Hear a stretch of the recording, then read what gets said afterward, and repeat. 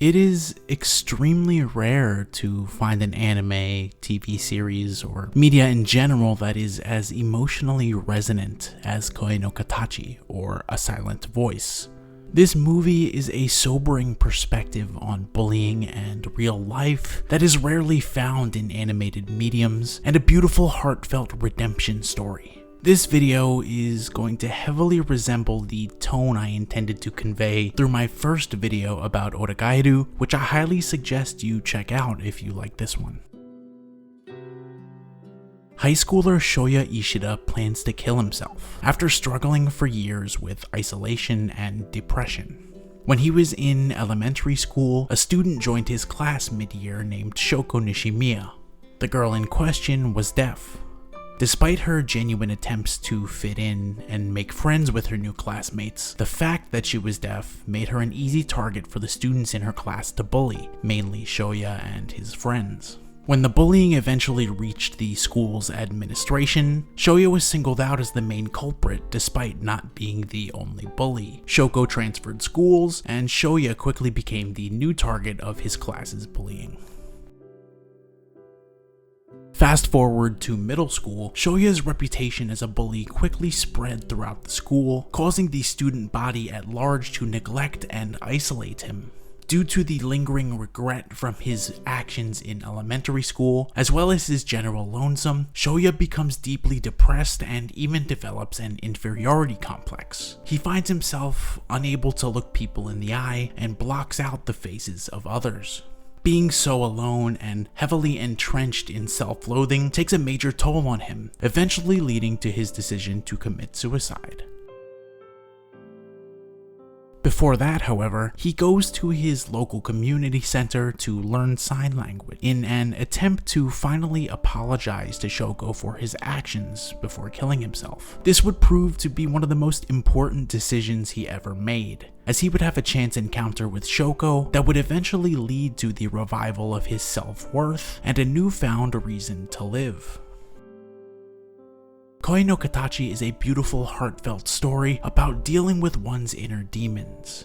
Through Shoya's arc and dynamic with Shoko, it explores a very dark and genuine take on the weight of lingering regrets. More importantly, however, is that Koe no Katachi is a story about coming to terms with those regrets, letting yourself develop as a person as a result of those regrets by assimilating them and learning, and finally, about overcoming your inner demons and finding self-acceptance. No one in the world is without regrets. These feelings of remorse that can swallow you, tormenting you with impossible hypotheticals like what if I had done this differently, or where exactly did I go wrong? As people, it's natural to look back at our failures and mistakes. We replay scenes in our heads over and over again, desperately searching for the moment in time when we faltered from the path we desired to follow. And sadly, the majority of people berate themselves in this process, forgetting that hindsight is 20/20. When faced with regrets, we anguish over our own stupidity, because in retrospect, the mistakes we made become painfully obvious. This shame can grow so intense that it can drastically warp how you see yourself in the world.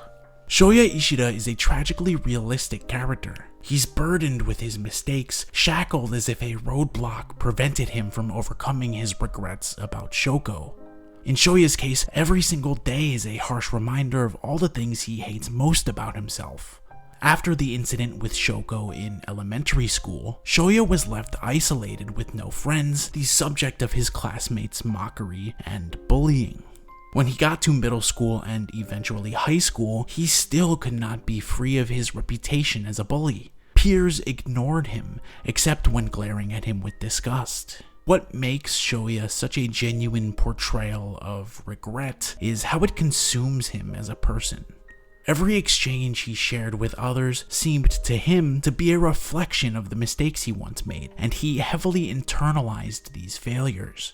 The isolation he faced left Shoya alone with his thoughts, over which he continued to anguish for years in solitude.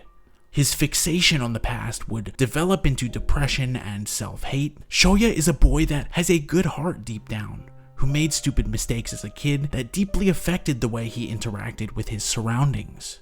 His sorrows and shame became a literal buffer between him and the rest of the world, afflicting Shoya with the inability to look others in the eye. His regrets darken his perception of himself, blinding him to any good qualities he might possess, and as a result, he comes to define himself by the mistakes he once made.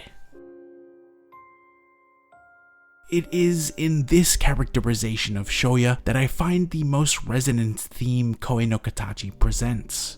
When regrets linger and you're constantly faced with the consequences of your failures, you begin to feel simply like an amalgam of everything you've done wrong and forget about anything you might have done right. When you define yourself by your screw-ups, you dehumanize yourself. Shoya's actions wrought such severe outcomes on his life that he devalued himself as a person and reduced his existence solely to those actions. And because his character is so fundamentally based in self-deprecation, he can never find internal peace or self-acceptance. Shoya's character arc from self-hate to self-acceptance is exceptionally beautiful. Its core themes can be applied to any aspect of life and can resonate with any person regardless of their circumstances. Koe no Katachi, most importantly, inspires hope by saying that we as people are more than our actions and the results of those actions. Our decisions dictate our situations, yes, but they do not need to dictate our self-image. Where you are right now in life is the outcome of everything you've done prior, but you can choose to be more than simply the sum of your actions. Koe no Katachi's focus on lingering regrets is one that really struck a chord with me. I can't count how many imaginary scenarios I've orchestrated in my head in which I make none of the mistakes I did in the past and know everything I know now. I sometimes look back at specific moments and think if only I had done this instead, so many things would be immeasurably different. Or even, because I screwed up then, certain things are impossible now. But Koe no Katachi touts the encouraging notion that we are more than the things we do. This doesn't mean that our actions are bereft of consequences in the long run, but instead that our present is the result of our past decisions, and what's in the past does not need to dictate what we do in the future. The lingering regrets would have us define ourselves by our insecurities, but it's how we manage and deal with these regrets that matters. Overcoming your remorse does not mean to move past and never look back, but to instead accept how and why you were mistaken, seek the necessary retributions, and assimilate those experiences to develop as a person. It's easy to look at your path in life as an insurmountable obstacle, but Shoya's character arc offers in response to this feeling that you can move forward, even if it seems like there's an immovable roadblock ahead. You are not destined to be anything, and because of this, only you can decide to move forward despite your shortcomings. The first, most important step is to believe you can. As a person, I view myself as the hardcore parkour version of the quote, "You are your own greatest critic."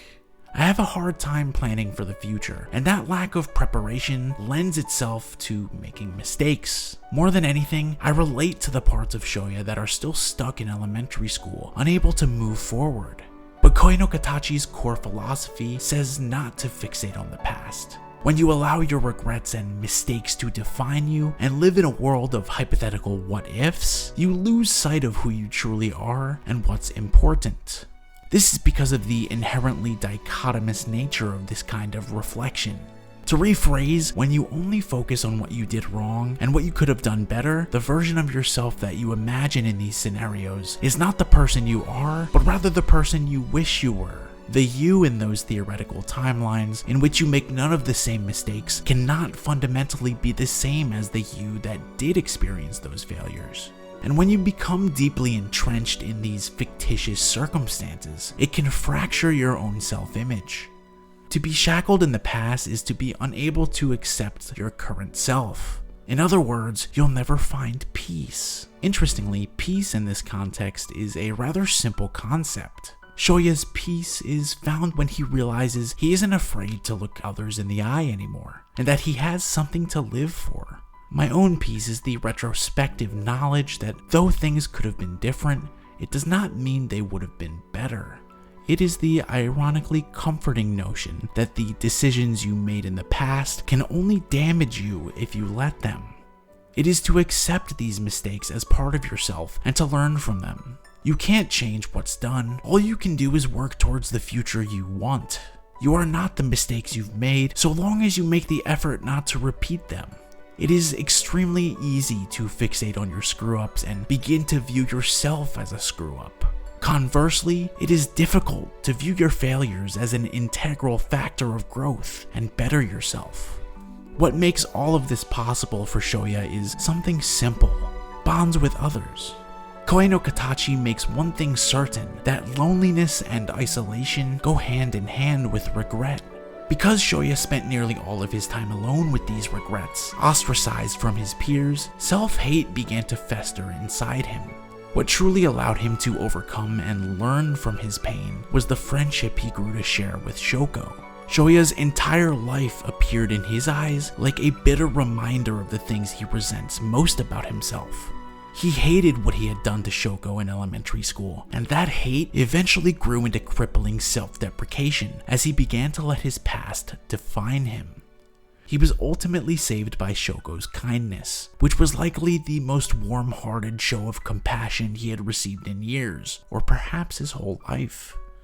Ironically, Shoko liberated Shoya by providing for him the one thing that she had desperately desired in elementary school: a genuine relationship with someone else. To have someone accept you for who you are and not pass any judgment. To have someone acknowledge your flaws and still choose to look past them and see the good in you. To appreciate and care for all of you, even the parts unbeknownst to them.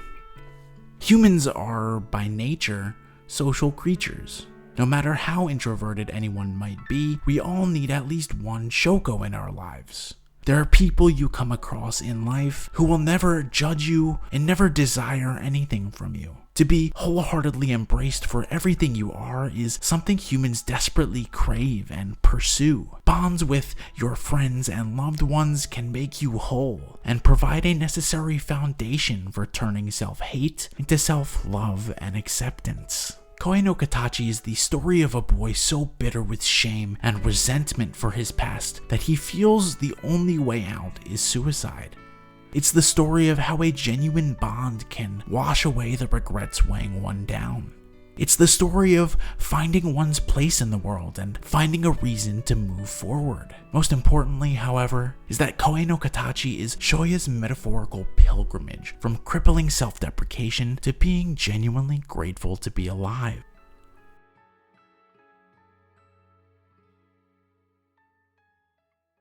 Thank you so much for watching this video through to the end.